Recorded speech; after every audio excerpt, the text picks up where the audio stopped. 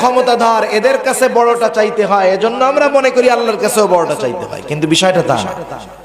আপনার যার সাথে সম্পর্ক বেশি, আপনি তার কাছে সবচাইতে ছোটটাও চাইতে পারবেন, সবচাইতে বড়টাও চাইতে পারবেন।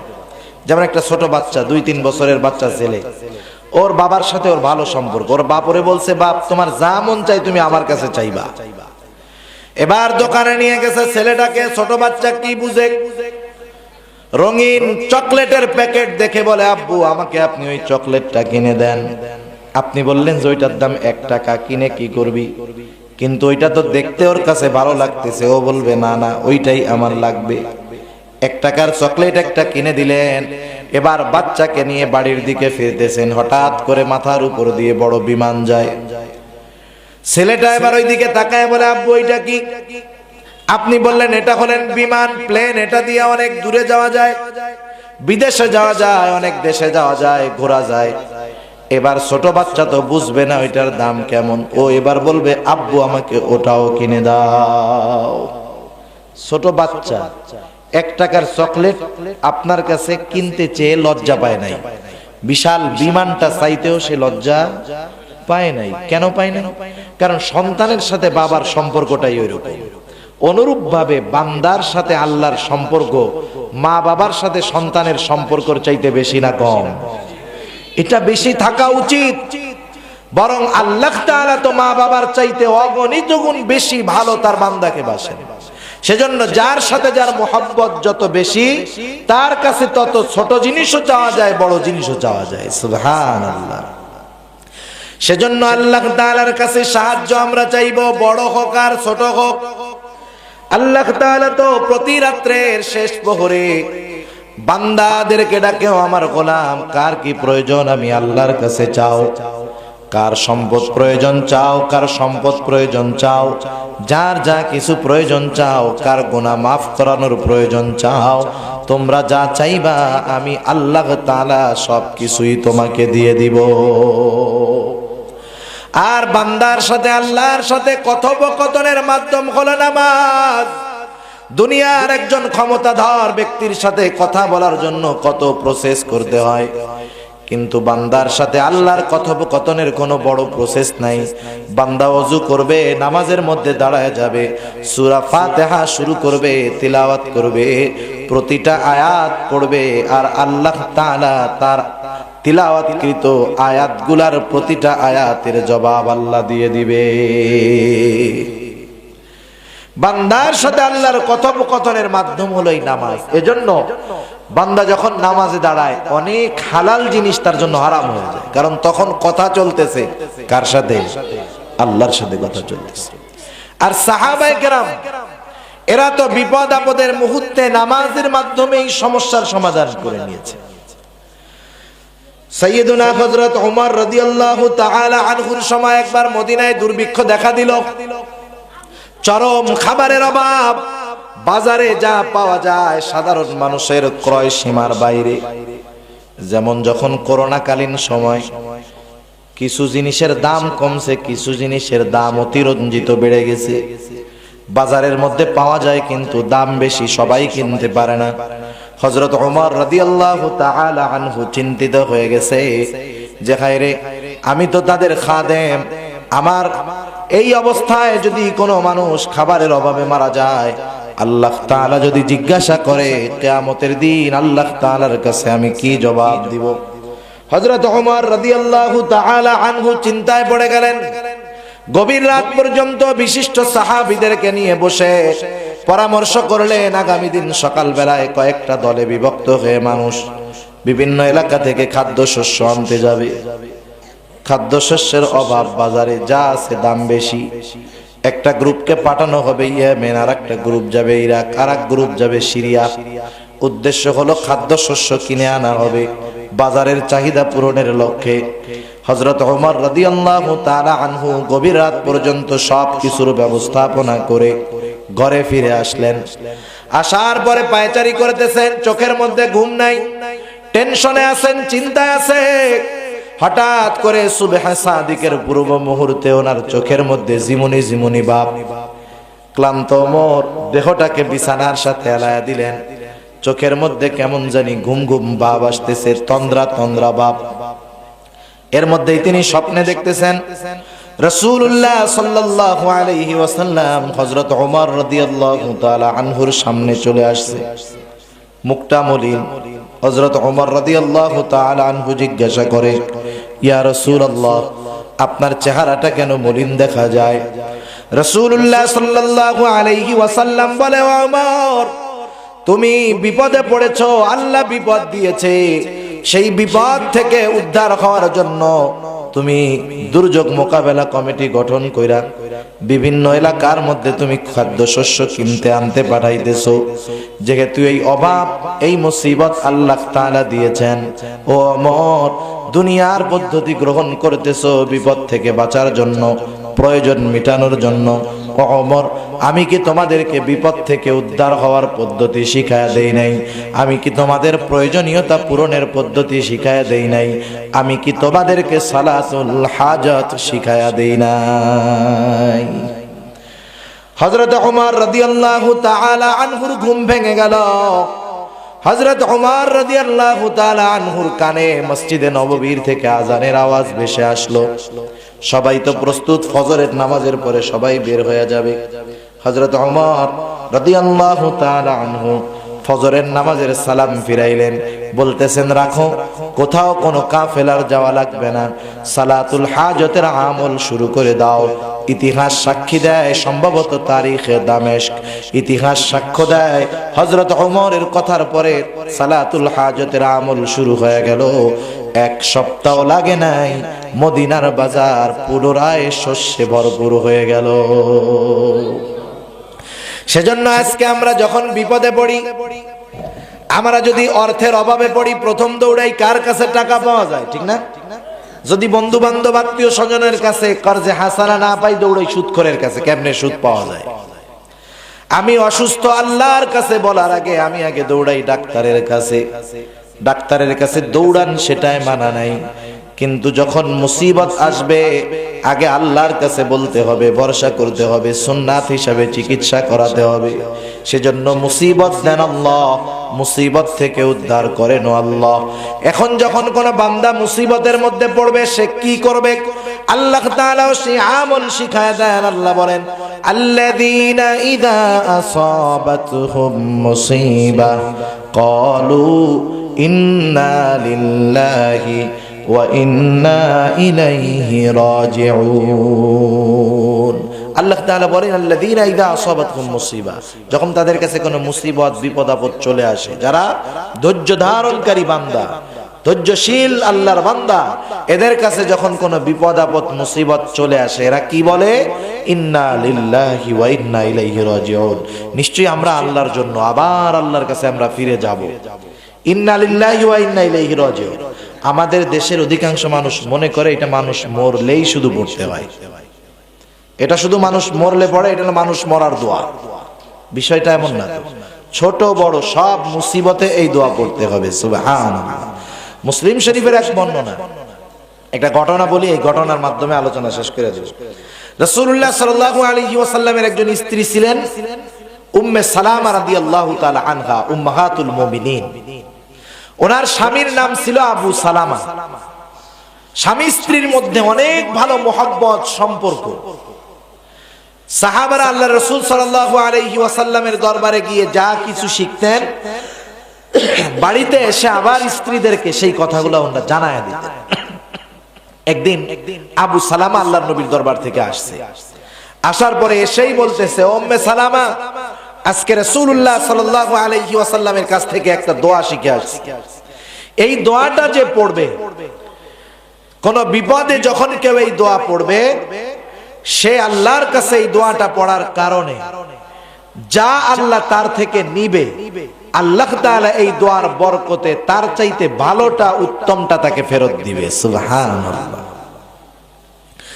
আবু সালামা আয়েশা শিখায়া দিচ্ছে, উম্মে সালামা, রাসূলুল্লাহ সাল্লাল্লাহু আলাইহি ওয়াসাল্লাম বলেছেন, তোমরা যখন কেউ বিপদে পড়বা তখন পড়বা ইন্না লিল্লাহি ওয়া ইন্না ইলাইহি রাজিউন। এরপরে পড়বা আল্লাহুম্মা আজুরনি ফি মুসিবাতি ওয়া আখলুফ লি খায়রাম মিনহা। এই দোয়াটা যারা পরিপূর্ণ পড়বে, আল্লাহ রব্বুল আলামিন বিপদের মাধ্যমে সে যা কিছু হারাবে তার চাইতে উত্তমটা আল্লাহ তাকে দান করবে। উম্মে সালামা রাদিয়াল্লাহু তাআলা আনহা বলেন, আমি এটা মনে রাখছি, উহুদের জিহাদ শুরু হয়ে গেল। আবু সালামা উহুদের যুদ্ধে অংশগ্রহণ করলেন। এক বর্ণনায় আসছে উহুদের যুদ্ধে আবু সালামা শাহাদাত বরণ করেন, আর এক বর্ণনায় আসছে উহুদের যুদ্ধে তিনি আহত হয়েছেন, পরবর্তীতে তিনি মারা গেছেন। যাই হোক, এবার আবু সালামা দুনিয়া থেকে বিদায় নিয়ে গেল।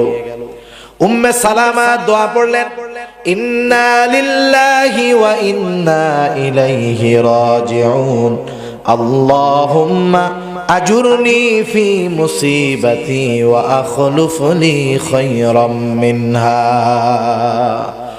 আবু সালামা মারা গেছে দুনিয়া থেকে। উম্মে সালামা দোয়া করতেছে, আল্লাহ আপনি আমাকে এই মুসিবত থেকে উদ্ধার করেন, আর এই বিপদের মাধ্যমে আমি যা কিছু হারাইলাম তার চাইতে উত্তমটা আমাকে দান করেন। উম্মে সালামা রাদিয়াল্লাহু তাআলা আনহা বলেন, আমি চিন্তা করতেছিলাম, আমার স্বামী আবু সালামা আমার কাছে ছিলেন আমার জন্য সবচাইতে দামি একটা নেয়ামত, কিন্তু তার পরিবর্তে আল্লাহ তাআলা আমাকে কি দিতে পারেন এটা আমি চিন্তাও করতে পারতেছিলাম না। আবার আবু সালামা যখন মারা গেল, উম্মে সালামার গর্ভে তখন একটা সন্তান। কিছুদিন পরে আমার সন্তানটা দুনিয়ায় ভূমিষ্ঠ হলো।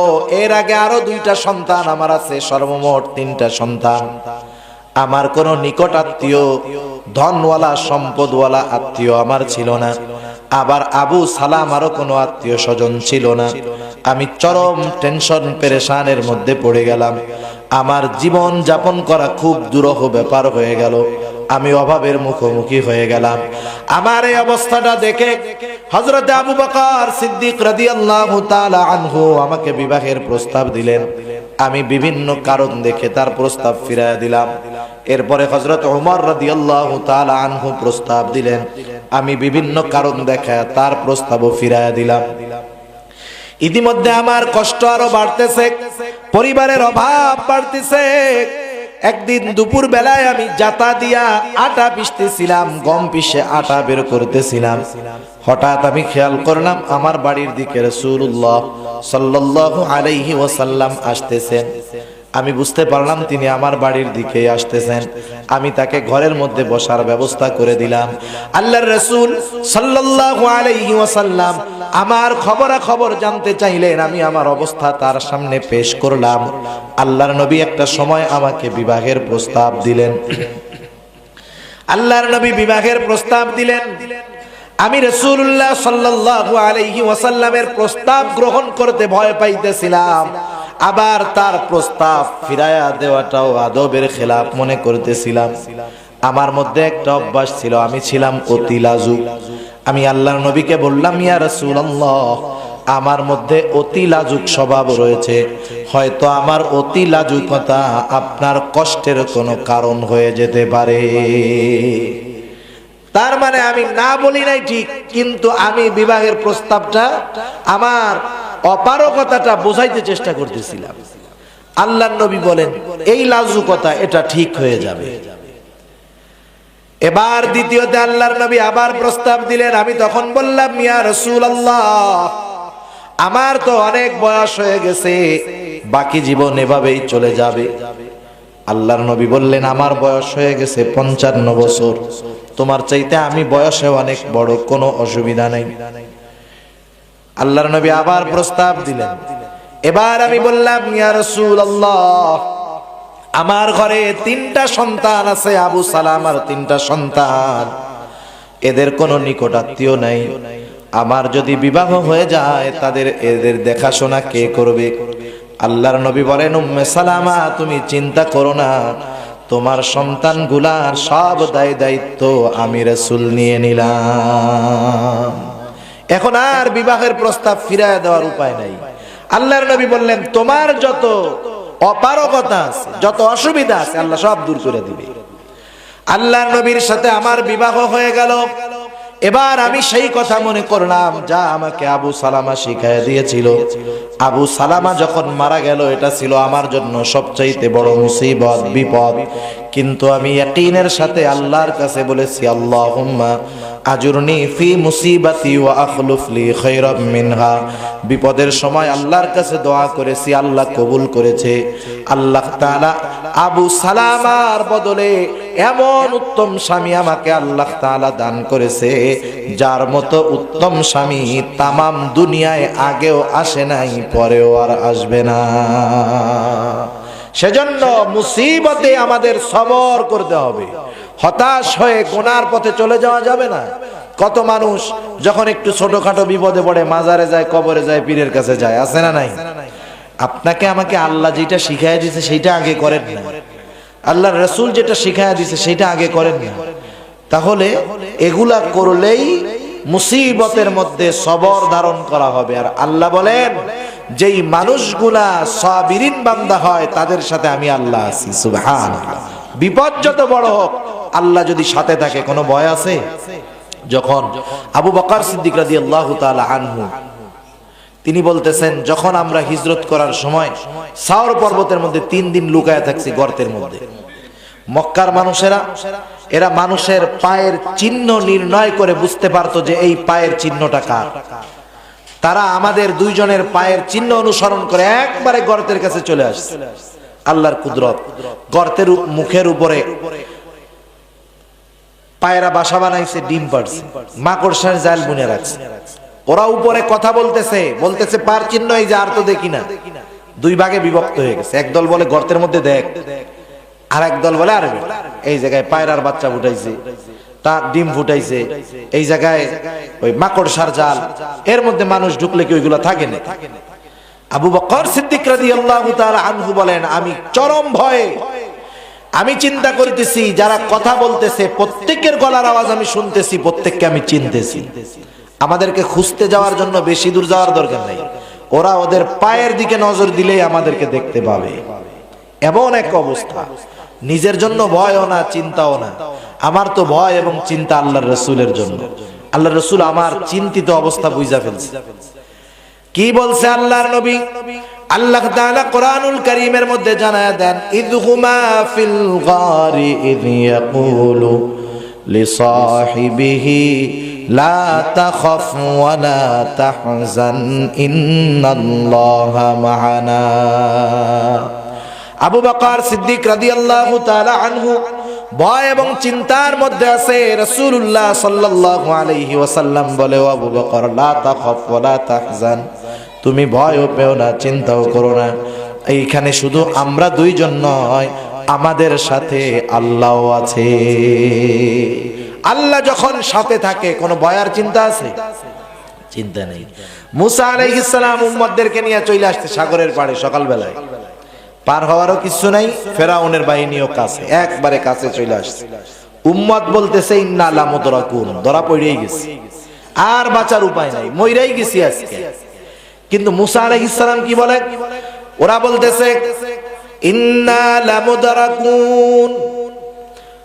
মুসা আলাইহিস সালামের সাথীরা বলতেছে, ইন্না লা মুদরাকুন, আমরা তো ধরাই পড়ে গেছি। মুসা আলাইহিস সালাম বলেন, ক্বালা কাল্লা ইন্না মাইয়া রাব্বি সায়াহদিন। মুসা আলাইহিস সালাম বলেন, না, কখনো ধরা পড়ব না। কারণ কি? কারণ হিসাবে তিনি প্রথম উল্লেখ করছেন, ইন্না মাইয়া রাব্বি। ধরা যে পড়ব না, এর কারণ হলো আমরা একা না, আমি একা না, সাথে কে আছে? রব আছে, আল্লাহ আছে। সুতরাং আল্লাহ বলেন, আমি কাদের সাথে আছি? ইন্নাল্লাহা মা'আস সাবিরিন, নিশ্চয়ই আল্লাহ তাআলা ধৈর্যশীলদের সাথে রয়েছেন। এজন্য সবর হলো মুমিনের সফলতার অন্যতম একটি গুণ। আল্লাহ তাআলা আমাদেরকে সাবিরিন বান্দাদের তালিকায় নাম লেখানোর তৌফিক দান করুক। সবাই বলি আমিন। ওয়া আখিরু দাওয়ানা।